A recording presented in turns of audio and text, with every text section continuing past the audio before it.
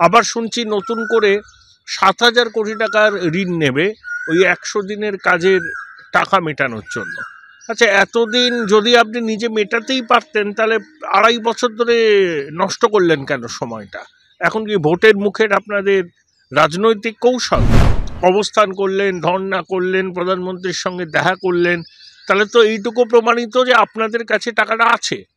তাহলে ২.৫ বছর ধরে অপেক্ষা করলেন কেন? আসলে আদালত যে কমিটি গঠন করার নির্দেশ দিয়েছে সেই নির্দেশের পরেই কি রাতের ঘুম উড়ে গেছে?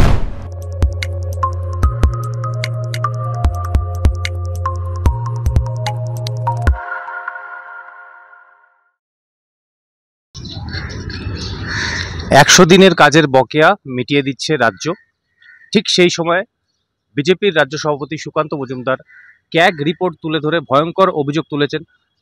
১.৯৪ লক্ষ কোটি টাকার হিসাব দেয়নি রাজ্য সরকার। কি বলবেন?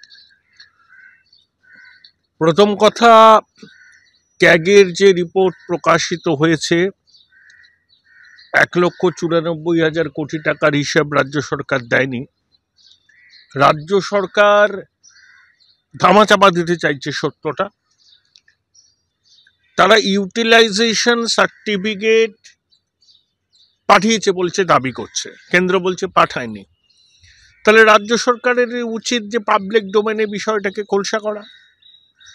একথা তো ঠিক, ২০১১ সালে যখন এরা ক্ষমতায় আসে তখন রাজ্যের ঘাড়ে ২ লক্ষ কোটি টাকার দেনা ছিল, প্রায় ২ লক্ষ কোটি টাকা। এখন সেটা প্রায় ৬ লক্ষ কোটি টাকা।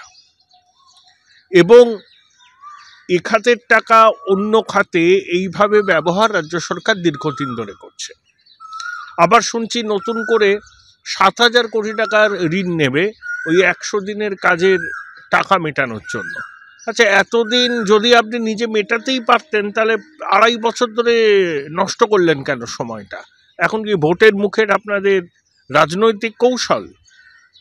প্রথম কথা, অবস্থান করলেন, ধর্ণা করলেন, প্রধানমন্ত্রীর সঙ্গে দেখা করলেন, তাহলে তো এইটুকু প্রমাণিত যে আপনাদের কাছে টাকাটা আছে। তাহলে ২.৫ বছর ধরে অপেক্ষা করলেন কেন? আসলে আদালত যে কমিটি গঠন করার নির্দেশ দিয়েছে সেই নির্দেশের পরেই কি রাতের ঘুম উড়ে গেছে?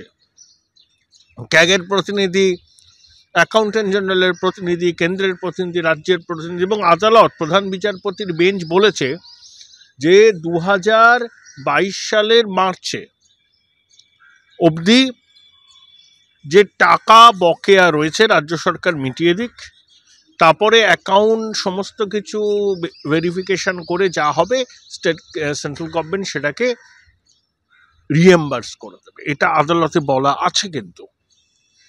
এবং ২৭ নম্বর ধারা প্রয়োগ করে এই টাকাটা বন্ধ করেছে যাতে অর্থের তছরূপ না হয়। তাহলে এতদিন ধরে নাটক করার তো কোনো মানে ছিল না, তো সরাসরি তো আগেই দিতে পারতেন। এখন ভোটের মুখে ২১ লক্ষ লোককে দেবেন। আরে যে ২১ লক্ষ লোকটাই সংখ্যাটাও বা কীভাবে আসছে? এদের মধ্যে কতজন প্রকৃত উপভোক্তা, কতজন জালি উপভোক্তা, এগুলো তো আমাদের জানতে হবে। আরবিট্রারি বললে তো হবে না যে ২১ লক্ষ। শুভেন্দুবাবু বলেছেন যে ১০০ দিনের কাজে মেটেরিয়াল সাপ্লাইয়ের বিল বেশি বেশি করে তৈরি করতে, ৫ লক্ষ টাকার জায়গায় ২৫ লক্ষ টাকা যাতে টাকাটা পায়। এটা ভোটের আগে শুভেন্দুর অভিযোগ দলের কুচো মেজো পঞ্চায়েতের সদস্যদের হাতে টাকা পাইয়ে দেওয়ার কৌশল। তার জন্য নাকি রাজ্য সরকার ঋণ নিচ্ছে ৭,০০০ কোটি টাকা বাজেট বহির্ভূতভাবে। শুভেন্দুবাবু সেটাই সম্ভবত আপত্তি জানাতে দিল্লিতে গেছেন। তো ক্যাগের রিপোর্ট নিয়ে রাজ্য সরকার চাপে পড়বে। এই যে বলছে না টাকা দেয় না, টাকা দেয় না, আর্থিক বঞ্চনা করছে। টাকা দিলে না, টাকা তো এক খাতের টাকা অন্য খাতে খরচ করে, আর টাকা দিলে তো হিসেব দিতে হবে। এত অসুবিধা কি? আর বাম জামানার ঘাড়ে দোষ চাপিয়ে কদিন চলবে? আর ওই 10 বছরে ২০০২ থেকে ১১ ৩৪,০০০ কোটি টাকার মতো বামেরা হিসাব দেয়। কেন্দ্রীয় সরকার কি কি স্টেপ নিতে পারে যদি এই যে অভিযোগ সেটা যদি সত্য প্রমাণিত হয়? আমার মনে হয় যে টাকা পয়সা দেওয়ার আগে এমন একটা ফুল প্রুফ মেকানিজম করতে হবে যাতে উপভোক্তাদের কাছে টাকা পৌঁছয়।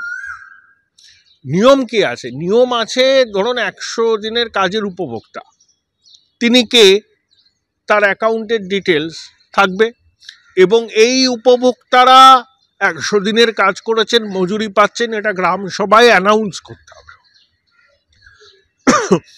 তা না হলে তো হবে না। ফুল প্রুফ সিস্টেম চালু করতে না পারলে টাকার অপব্যবহার রোখা যাবে না। এবং রাজ্য সরকারের উচিত ছিল তো যারা এই দুর্নীতির সঙ্গে যুক্ত তাদের বিরুদ্ধে এফআইআর করে তাদেরকে গ্রেপ্তার করা, তদন্ত শুরু করা, কিচ্ছু করেনি। এখন আদালতের নির্দেশ ঝুলি থেকে বেড়াল বেরিয়ে যাবে, সেই জন্য আপনি টাকা দেবেন। সে আমাদের করের টাকা, করের টাকা দেয়া হবে। তালিকা তো স্বয়ংসম্পূর্ণ নয়, ওই তালিকাতে স্বচ্ছতা কতটা, জল কতটা, সেটা তো আমাদের জানতে হবে। আমার মনে হয় এটা জল অনেক দূর গড়াবে। শীতকালে সুন্দরবন ভ্রমণের নির্ভরযোগ্য একমাত্র নাম সাগর সঙ্গম ট্রাভেলস। নিজস্ব লঞ্চে ভ্রমণ এবং অফুরন্ত খাওয়া দাওয়ার বিপুল আয়োজন। বুকিং করুন 9733066075। তালিকায় কতটা জল রয়েছে সেটা দেখার দায়িত্ব পিএসসির ওপরও বর্তায়, কিন্তু পিএসসি চেয়ারম্যান বর্তমানে যিনি রয়েছেন তার বিরুদ্ধে ইডির তিনি ব্যাড বুকে রয়েছেন। তো কি বলবেন? কে ED? PSC chairman Krishnakalyan. ED কোথায় গেছে ওনার? তাকে সমানো পাঠিয়ে তাতে কি হয়েছে?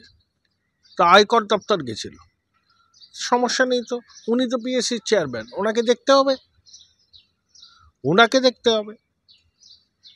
তো পিএসসির কাজ তো, তুমি তো পিএসসির কাজ কিন্তু জানোই না। পিএসসির কাজ এটা নয়, আদালতে নির্দেশিত যে কমিটি হচ্ছে সেই কমিটি দেখবে, এখানে পিএসসি আসবে কোত্থেকে? আগে এরা ক্যাগ রিপোর্ট নিয়ে এদের প্রশ্নের উত্তর দিক, তারপরে তো। দীর্ঘদিন ধরে এরা এই দুর্নীতিটা হয়েছে বলে অভিযোগ।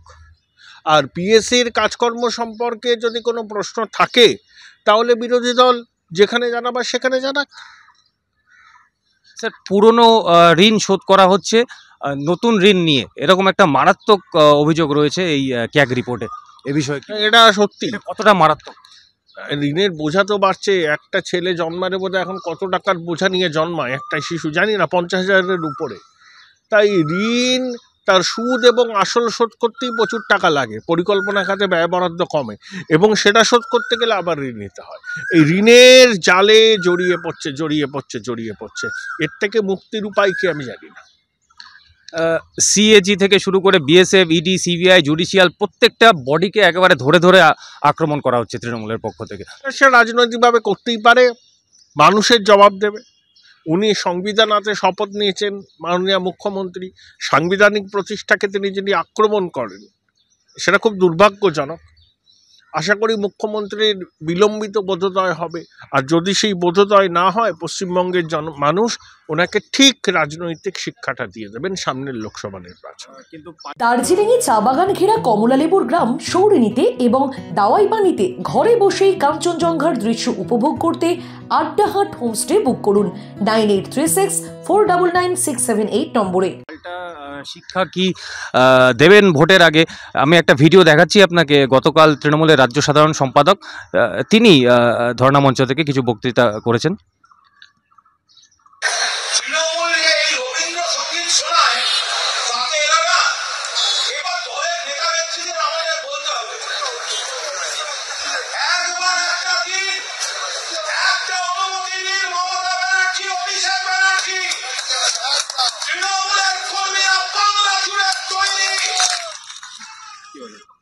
কুণাল বাবু বলছেন ওনার কথার কি গুরুত্ব আছে? দলের লোকেরা গুরুত্ব দেয়, ববি হাকিম ওনার কথা গুরুত্ব দেয়, সুব্রত বক্সী ওনার কথা গুরুত্ব দেয়, মমতা বন্দ্যোপাধ্যায় দেন।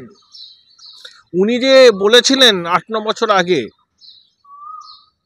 মমতা বন্দ্যোপাধ্যায়ের নাম করে, সে কথাগুলো উইথড্র করেছেন? করেননি বোধহয়। ওনাকে তো আগে যার অবস্থান পরিষ্কার করতে হবে। তিনি 8-9 বছর আগে যে কথাগুলো বলেছিলেন সেই কথাতে তিনি এখনো অনড় আছেন, নাকি তার অবস্থান বদলেছে? আগে যে কথাগুলো বলেছিলেন সেগুলো ঠিক ছিল না, এই ক্ল্যারিফিকেশনটা কুণালবাবুকে করতে হবে। আর ওনার রাজনৈতিক গুরু সে কোথায়? মঞ্চেই তো এলো না। দিল্লিতে কেন বসে আছেন?